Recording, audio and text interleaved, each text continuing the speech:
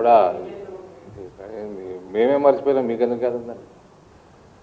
తెలంగాణలో పిట్టల దొర అని ఒక క్యారెక్టర్ ఉంటుంది, మీకు ఐడియా ఉందా? మీ సీనియర్లకు ఉంటుంది బాగా, మీరంతా యంగ్స్టర్స్ తయారైపోయారు మీడియాలో. పిట్టల దొర అని ఒక క్యారెక్టర్ ఉంటుంది. అట్లా ఆంధ్రాకి వస్తే తుపాకీ రాముడు అంటారు. కట్టె తుపాకీ పెట్టుకొని చినిపోయిన కోటేసుకొని లూజ్ ప్యాంట్ వేసుకొని తిరుగుతూ ఉంటుంది క్యారెక్టర్. చిన్నప్పటి నుంచి చూస్తూ ఉంటాము, ఊర్లలో నాటకాలు చేస్తూ ఉంటారు. ఏమంటాడు పిట్టల ద్వారా, చెరువు కింద తూము పెట్టినా, చెరువు నిండా బియ్యం నింపిన, ఇట్లాంటి డైలాగులు కొడతా ఉంటాడు.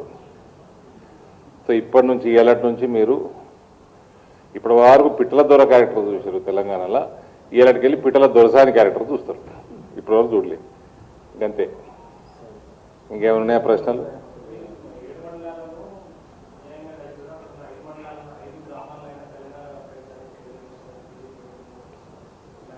ఇక్కడ మండలాలు ఇలా ఏం చేసినట్ట 10 ఏళ్ళు ఇలా ఏం చేసినట్ట?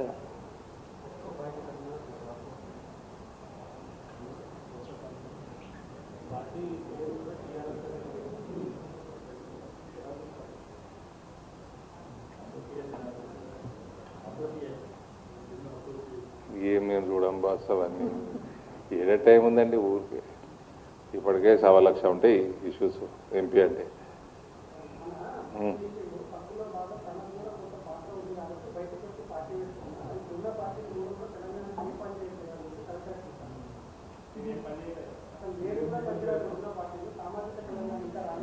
అందుకని మమ్మల్ని గెలిపించారు, ఆమెను ఒడగొట్టి. మీకు కవితను తిట్టిపోయాలని ఉంది, ఆమె జోకులు చేయాలని ఉందా? చెప్పండి. నేనైతే ఫస్ట్ నుంచి ఆమె గురించి ఎక్కువ మాట్లాడా, మీ అందరికి జోకులు చేయాలని ఉన్నట్టుంది కదా. మీరే ఏమని బీజేపీ ఒడగొట్టింది ఆమెని. పాపం ఆమె రాజకీయ సమాధి బీజేపీ చేసింది. ఏమని ఆమె బాధ ఆమెకు ఉంటుంది కదా. ఆమెకి ఇంకా టీఆర్ఎస్ హ్యాంగ్ ఓవర్ పోయినట్టు లేదు, పేరు కూడా టీఆర్ఎస్ పెట్టుకున్నది, ఇంకా హ్యాంగ్ ఓవర్లే బతుకున్నట్టుంది.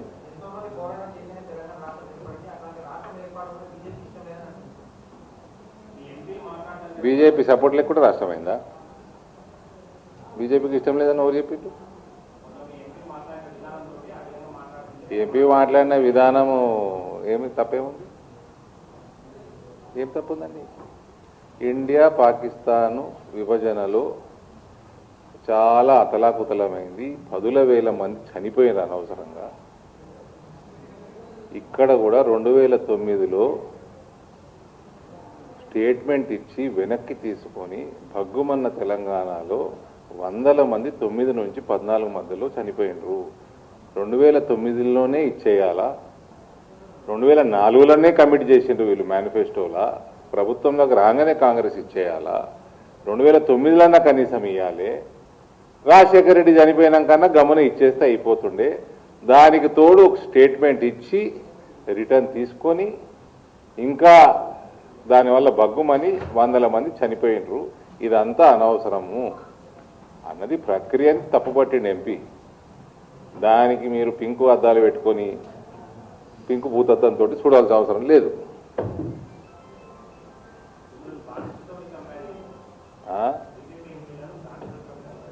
ఎవరికి? భారతమాతకి బానిసలంగా. ఓకే, లిక్కర్కి బానిసలం కాదు, అలా అయ్యే లెక్క ఆమె లెక్క.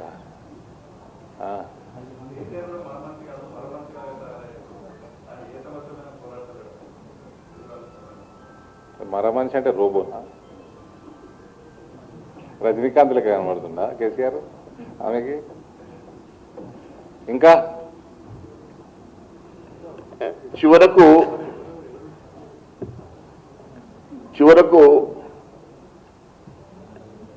ఏ ఉపనదైనా సముద్రంలో కలవాల్సిందే.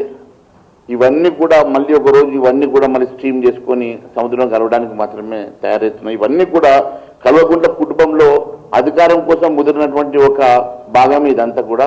దీని గురించి మాట్లాడాల్సిన అవసరం లేదు.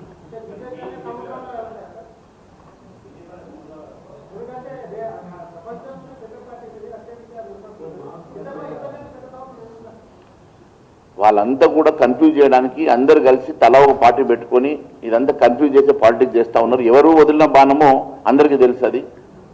అది మొత్తం కూడా ఇదంతా కూడా కన్ఫ్యూజ్ పాలిటిక్స్ చేస్తూ ఉన్నారు. దీని గురించి మనం మాట్లాడాల్సిన అవసరం లేదు. అసలు బాణమేనా అంటే డౌట్ నాకు.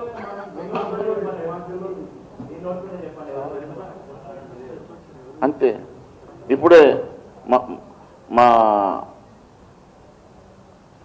సుభాష్ గారు చెప్తా ఉన్నారు, షర్మిల ఎట్లా ఎవరు వదిలిన బాణమో ఈమె కూడా ఆమె వదిలిన బాణమే అంటున్నారు. చలో, థ్యాంక్ యూ సార్.